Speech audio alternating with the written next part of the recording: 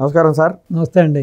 తాజాగా నిన్న కేంద్ర బడ్జెట్లో ఆంధ్రప్రదేశ్కు పెద్దపీట వేశారని చెప్పి ఇప్పుడు కూటమి నేతలు చెప్తున్నారు. అబ్బే అసలు రాష్ట్రానికి ఎటువంటి మేలు జరగలేదు, వాళ్ళు ఇచ్చింది కేవలం అప్పేనని చెప్పి జగన్మోహన్ రెడ్డి కానివ్వండి, ఆయన పత్రిక కానివ్వండి కూడైకి వస్తుంది. ఏంటి నిజంగా రాష్ట్రానికి నిన్న మేలు జరిగిందా, లేదా వాళ్ళు చెప్తున్నట్టు అప్పులు ఇచ్చి కేంద్రం చేతులు దులుపుకుందంటారు? ఏంటి ఇందులో వాస్తవం? సో మీకు అసలు సాక్షి అనేది మీకు ఏ విధంగా వచ్చిందో అందరికీ తెలుసు. వెంకటేశ్వర స్వామి సొమ్ములు కొట్టేసేసి ఆ డబ్బులతో పెట్టిందని చెబుతారు అందరూ కూడా. సో ఒక అవినీతి పునాదుల మీద వచ్చిన పేపరు, అవినీతి పునాదుల మీద వచ్చిన ఆ టీవీ, అంతకుమించి వాళ్ళు నిజాలు మాట్లాడతారు, నిజాలు నిర్భయంగా మాడతారు అనుకోవడం మన పొరపాటు. మీరు చూశారు కదా, ఇప్పుడని కాదు, అవి ఆవిర్భావం నుంచి కూడా ఏ విధంగా దుష్ప్రచారం చేస్తున్నారు, ఏ విధంగా మాట్లాడుతున్నారు, ఏ విధంగా తమ్మిని బమ్మిని చేస్తున్నారు మనం చూస్తూ ఉన్నాం. సో ఆల్మోస్ట్ ఈ రోజును చూస్తుంటే కూడా ఈ 5 ఏళ్లలో బలవంతంగా వాలంటీర్ల చేత కొనిపించి, బలవంతంగా గవర్నమెంట్ ఆఫీసుల్లో ఆ పత్రిక ఉండాలని బలవంతంగా ప్రజల చేత కొనిపించి వాళ్ళు ఏ విధంగా లబ్ధి పొందారో చూసాం. ఈ విధంగా ఇప్పుడు గవర్నమెంటు మారిన వితిన్ 1.5 మంత్లోనే ఆల్మోస్ట్ చాలా నష్టాల్లో కూరుకుంది సాక్షి అని కూడా కొంతమంది మనకి పీలర్స్ వదులుతూ ఉన్నారు. సో కేవలం ఎటువంటి ఒక క్రెడిబిలిటీ లేని పత్రిక అది, ఎటువంటి క్రెడిబిలిటీ లేని టీవీ అది. సో కాబట్టి వాళ్ళ మాటలు నీటి మూటలు, వాటిని మనం పెద్దగా పట్టించుకోవాల్సిన పని లేదు. ఈ రోజున చెప్పాలంటే కూడా దేశవ్యాప్తంగా మనకు నిజంగానే పెద్దపేట వేశారు, దాంట్లో ఎటువంటి సందేహం లేదు. సో ఆ విషయంలోనే ఈ రోజున చూస్తుంటే కూడా ఢిల్లీ లెవెల్లో, నేషనల్ లెవెల్లో కూడా నేషనల్ మీడియా కూడా కోడైకి వస్తుంది. ఇది కేంద్ర బడ్జెట్ కాదు, ఇది ఆంధ్రప్రదేశ్ బడ్జెట్ అని చెప్పి. అదే మాట కేటీఆర్ కూడా చెప్పడం జరిగింది. శభాష్ చంద్రబాబు నాయుడు గారు, మీరు ఇది దేశ బడ్జెట్ కాదు, ఇది కేవలం నాకు ఆంధ్రప్రదేశ్ బడ్జెట్గానే కనపడుతుంది, మీరు చాలా విజయాలు సాధించారు అని చెప్పి తను అప్రిషియేట్ జరిగింది. అంటే ఒక శత్రువు చేత కూడా నిన్న మొన్నటి వరకు కూడా కేటీఆర్ కుటుంబ సభ్యులు కానీ కేసీఆర్ వైఖరి ఎలా ఉందో మీరు చూశారు. జగన్మోహన్ రెడ్డితో అంటగాగి ఏ విధంగా బాబు గారిని మానహారణం చేశారు, అరెస్ట్ అయినప్పుడు కూడా ఎటువంటి ట్వీట్లు చేశారు, ఎటువంటి విమర్శలు చేశారు. ఈవెన్ అధికారం జగన్మోహన్ రెడ్డి కోల్పోయిన తర్వాత కూడా జగన్మోహన్ రెడ్డికి అనుకూలంగా ఎలా మాట్లాడారో చూశారు. జగన్మోహన్ రెడ్డిని మంచి పనులు చేసి ఏ విధంగా ఓడిపోయాడు, అలాగే కేతిరెడ్డి రోజు జనాల్లో ఉంటాడు, కేతిరెడ్డి ఏ విధంగా ఓడిపోయాడని కూడా కేటీఆర్ మాట్లాడటం, ట్వీట్లు చేయడం కూడా చూసాం. సో ఈ రోజున ఎందుకో మరి అది రాజకీయంలో చూస్తాం కదా, పర్మనెంట్ శత్రువులు పర్మనెంట్ మిత్రులు కూడా ఉండరు అంటారు. మరి ఏదైనా రాజకీయ లబ్ధి కోసమా, లేకపోతే నిజంగానే రియలైజేషన్ వచ్చి చేస్తున్నట్టు ఇట్లో ఏదో తెలియదు. కానీ ఏదైనా సరే కేటీఆర్ ఏదైతే ఈ రోజున ట్వీట్ చేశాడో దాన్ని మనం అభినందించాలి, దాంట్లో ఎటువంటి సందేహం లేదు. ఈ రోజున మన యొక్క రాష్ట్ర మళ్ళీ రీబిల్డ్ చేసుకోవడానికి, రీబిల్డ్ ఆంధ్రప్రదేశ్ అనే దిశగా మనకి ఏదైతే కేంద్రం ఈ రోజున రకరకాల రూపంలో గ్రాంట్స్ ఇస్తుందో, రూపంలో మనకి చేయూతిస్తుందో అవన్నీ కూడా అభినందించే విషయం. సో 2 సార్లు ఢిల్లీకి వెళ్ళిన బాబు గారు కేంద్ర మంత్రులతోటి, అక్కడున్న కేంద్ర మంత్రులు కూడా కొంతమంది కామెంట్ చేయడం కూడా తెలిసింది. ఈయన ఏంటి అసలు మనల్ని తినవట్లేదు, ఆయన తినట్లేదు, ఈ విధంగా పరుగులు పెట్టిస్తున్నాడు ఏంటి ఈ వయసులో కూడా, అసలు ఈ ఎనర్జీ లెవెల్స్ ఏంటి అని కూడా వాళ్ళందరిలో వాళ్ళు ఈయన పొగడడం కూడా జరిగింది. సో 2 సార్లు మాత్రమే ఢిల్లీకి వెళ్ళిన బాబు గారు ఎన్ని అద్భుతాలు సాధించారో ఈ రోజున ప్రస్ఫుటంగా మనకి అది బడ్జెట్లో రిఫ్లెక్ట్ అవుతుంది. ఇటు ఆ 15,000 కోట్ల రూపాయలు రీబిల్డ్ ఆంధ్రప్రదేశ్ కోసం కానీ, ఇటు పోలవరాన్ని త్వరితగతిన పూర్తి చేయడానికి కావాల్సిన ఆర్థిక సహాయం కాదు, అన్ని సహకారాలు అందిస్తామని చెప్పి కేంద్రం చెప్పడం, మళ్ళీ మనకి వెనకబడిన ప్రాంతాలైన ఇటు రాయలసీమ కానీ, ఉత్తర ఆంధ్రప్రదేశ్ కానీ, ఇటు ప్రకాశం కానీ వాటికి కావాల్సిన ఒక స్పెషల్ ప్యాకేజ్ చెప్పడం కానీ, అలాగే కొన్ని రైల్వే జోన్స్కి సంబంధించినవి కూడా, కొన్ని మెట్రో రైల్స్కి సంబంధించినవి కూడా. సో ప్రతి విషయంలో కూడా వాళ్ళు నిజంగానే మనకి పెద్దపేట వేశారని చెప్పాలి. సో అది ఒకటి.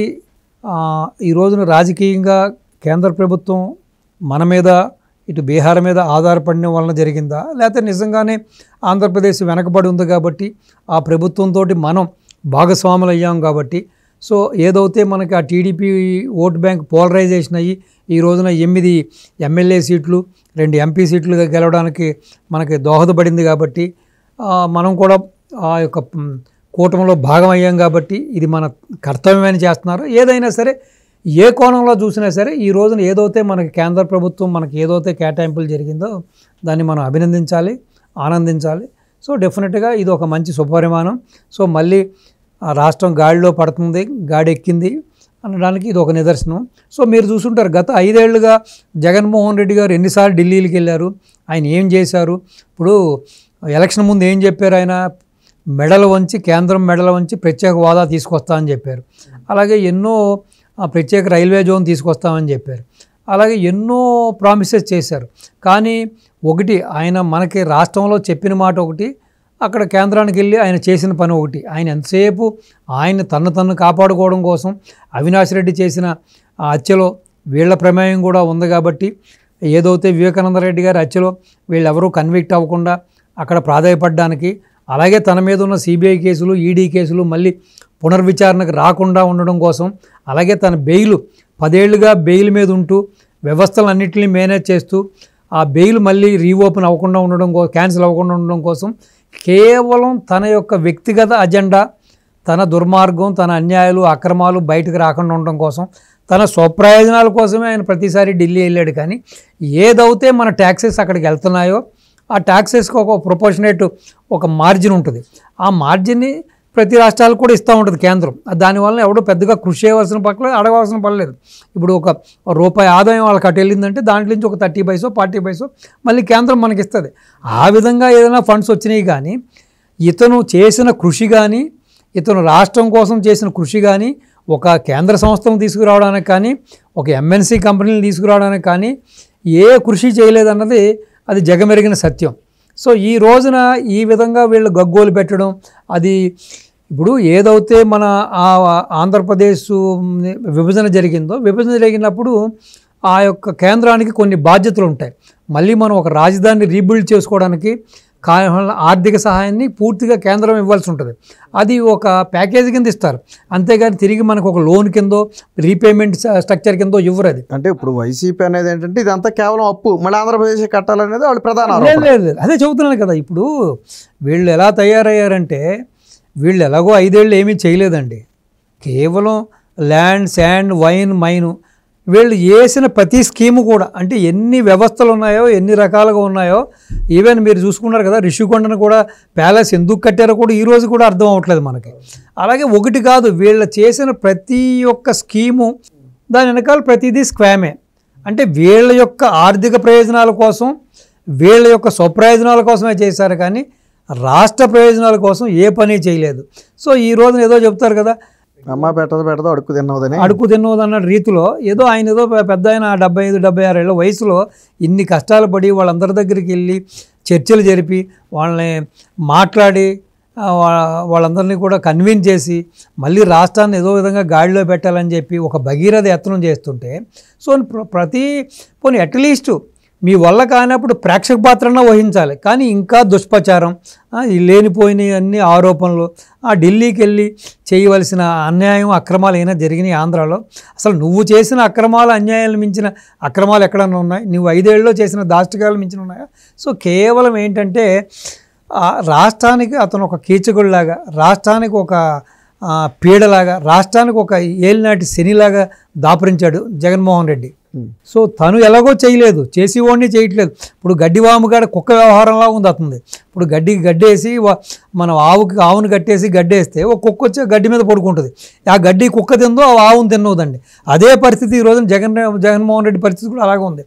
ఆయన ఏదో కృషి చేస్తుంటే మళ్ళీ గాడిలో పెడదాం, రాష్ట్రాన్ని మళ్ళీ పునర్విభజన చేద్దాం, మళ్ళీ రాష్ట్రాన్ని రీబిల్డ్ చేద్దాం అంటుంటే ఏ విధంగా అయినా సరే, అంటే బహుశా నాకు రాష్ట్రం మీద ఎందుకు మరి ఇతనికి ఇంత కోపం, రాష్ట్రం ప్రజల మీద ఎందుకు ఇంత కసి అన్నది తెలియలేదు.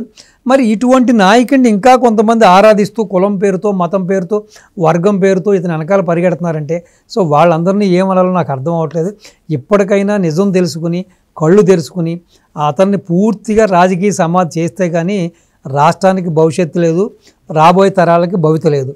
సో కాబట్టి ఇప్పటికైనా సరే వీళ్ళందరూ కూడా అతను వెనకాల పడే వాళ్ళందరూ కూడా ఆలోచించాలి. ఇవాళ కూడా మీరు చూసుంటారు, ఆ ఢిల్లీలో నేను చూశాను, అసలు ఏదైతే ఇతను విమర్శిస్తున్నాడో, ఏదైతే ఇప్పుడు లోకేష్ బాబు గారి గురించి, చంద్రబాబు నాయుడు గారి గురించి, మిగతా నాయకుల గురించి విమర్శ చేస్తున్నాడో, అసలు తను మాట్లాడిన మాటలకి అన్ని ప్రతిరూపాలు, ఆ భూ కబ్జాదారులు, హంతకులు, అక్రమార్జులు అందరూ, డకాయిట్లు అందరూ అక్కడే ఉన్నారు. అలీబాబా 40 దొంగలందరూ కూడా అక్కడే ఉన్నారు. ఎక్కడ? ఆ ఢిల్లీలోనే ఉన్నారు. సో వీళ్ళకున్న క్రెడిబిలిటీ ఏంటి, వీళ్ళకున్న అసలు ఒక నీతి ఏంటి, నిజాయితీ ఏంటి నాకు అర్థం అవ్వట్లేదు. సో ఏదేమైనా సరే డెఫినెట్గా మీరు చెప్పినట్టుగా అమరావతికి అయితే దేవేంద్రుడు పాలించిన అమరావతి ఇది కాబట్టి క్యాపిటల్ కాబట్టి సో డెఫినెట్గా అమరావతికి అయితే మహాదశ స్టార్ట్ అయింది. ఇప్పటికే చూశారు రియల్ ఎస్టేట్ కూడా రాష్ట్ర వ్యాప్తం కూడా ఏ విధంగా భూమి అందుకుందో. ఇక్కడున్న రియల్ ఎస్టేట్స్ అందరూ కూడా ఇలా అక్కడ ఇన్వెస్ట్మెంట్ చేస్తున్నారు. సో డెఫినెట్గా బాబు గారు ఈ 5 ఏళ్ళు అయితే అద్భుతాలు చేస్తారు, దాంట్లో ఎటువంటి సందేహం లేదు. డెఫినెట్గా ఆంధ్రాకి అయితే మంచి రోజులు మొదలైనవి, నో డౌట్.